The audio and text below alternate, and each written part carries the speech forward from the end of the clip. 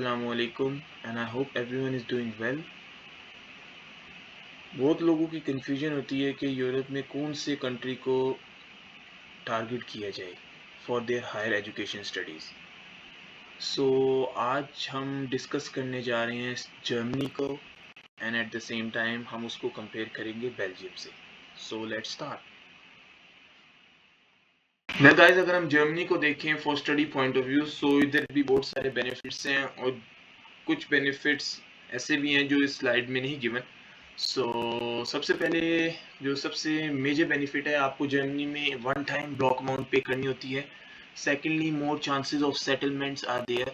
सो जैसे आप जर्मनी में आते हैं और if you complete your degree within the specific time period, जो कि मुश्किल हो जाता है यूरोप में ख़त्म करना, but at the same time if you are capable enough, so उसमें आपके पास अपॉर्चुनिटीज़ बहुत ज़्यादा हो जाती हैं सेटलमेंट पॉइंट ऑफ व्यू से।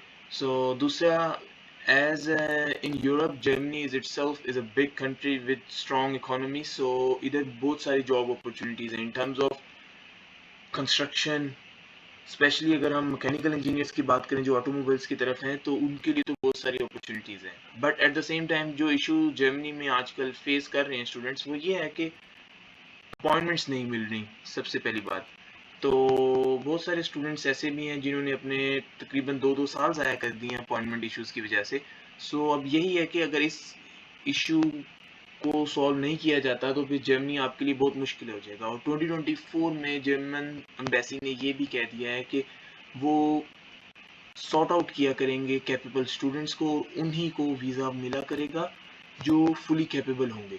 और दूसरा अपॉइंटमेंट इशू में ये आता है कि लोगों के पास एडमिशन लेटर्स नहीं होते, उन्होंने अप्लाई नहीं किया होता, but at the same time जिस दिन अपॉइंटमेंट सिस्टम ओपन होता है जर्मनी का, एक huge amount of applications input आ जाता है, जिससे जो डिजर्विंग स्टूडेंट्स हैं उनको अपॉर्चुनिटी नहीं मिलती, जिसकी वजह से इसका सबसे बड़ा जो ड्रॉबैक है वो ये है कि आपको अपॉइंटमेंट में बहुत मुश्किलात से गुजरना पड़ता है। सेम टाइम अगर बेल्जियम की बात की जाए तो सबसे बड़ा बेनिफिट यहाँ पर ये होगा कि आपको बहुत से स्टूडेंट बेनिफिट्स मिलेंगे इफ़ यू आर अंडर 25।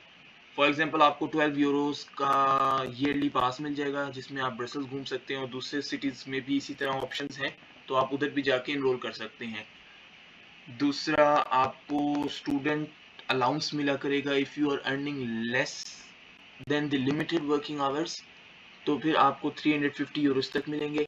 और एट द सेम टाइम अगर आप अपने वर्किंग आवर्स को पूरा कर रहे हैं और आप स्टिल अंडर 25 हैं, तो आपको ये अमाउंट 250 तक यूरोस पर मंथ मिलेगी। और स्पेशली ये जो क्लॉज है वो ब्रसल्स में रहने वालों के लिए है। जो ब्रसल्स में रजिस्टर्ड होंगे उनके लिए ये क्लॉज वैलिड है, जो स्टूडेंट अलाउंस वाली। और दूसरा, जॉब अपॉर्चुनिटीज़ भी बेल्जियम में इटसेल्फ हैं, because it is a good country, growing country, so there are many job opportunities in terms of construction, mechanical works, specially sustainability पे ये बहुत काम कर रहे हैं, चाहे वो स्ट्रक्चर पॉइंट ऑफ व्यू से हो, सिविल इंजीनियरिंग या mechanical engineering point of view से हो, जो विंड के through electricity formation and all that. And the last, it is very important also, English is very common in Belgium because Belgium की 3 official languages हैं, जिसमें सबसे बोलने वाली फ्रेंच है, उसके बाद डच है, और उसके बाद जो लास्ट है वो जर्मन है। डच और जर्मन लोगों को इतना मुश्किल नहीं होता, स्पेशली अगर डच की बात की जाए तो वो वेरी सिमिलर टू इंग्लिश है, आप इजीली कम्युनिकेट कर सकते हैं। और दूसरा, अगर फ्रेंच लोगों की बात भी की जाए, दे आर कैपेबल इनफ वो इंग्लिश में बात कर सकें। दूसरा, जो इसका one of the biggest disadvantage है बेल्जियम में स्टडी करने का, आपको हर साल ब्लॉक अमाउंट देना होगा। लाइक फॉर एग्जांपल, आप मैं इसे समझाता हूँ कि आप 2 साल के मास्टर्स प्रोग्राम में आए और प्लस आपके पास 1 ईयर का वर्क परमिट मिलेगा जॉब सर्च का, तो उसमें आपने अपनी ब्लॉक अमाउंट को फर्स्ट ईयर भी देना है।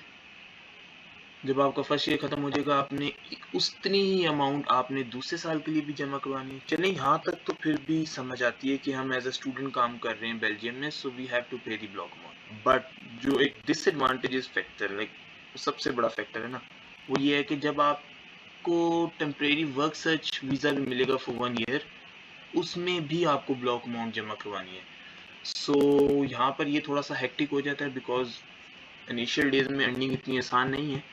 सो स्टूडेंट आता है सोच के कि जॉब मिल जाएगी, बट यस थोड़ा सा टफ है, but at the same time जब वो सेट हो जाता है तो फिर इसको मैनेज किया जा सकता है। बट ये चीज़ है कि फर्स्ट ईयर के एंड में आपके पास अमाउंट होनी चाहिए जो आप नेक्स्ट ईयर में अपने प्रीवियस ब्लॉक अमाउंट में डाल के नेक्स्ट ईयर का ब्लॉक अमाउंट को सबमिट कराएंगे। So this was all about.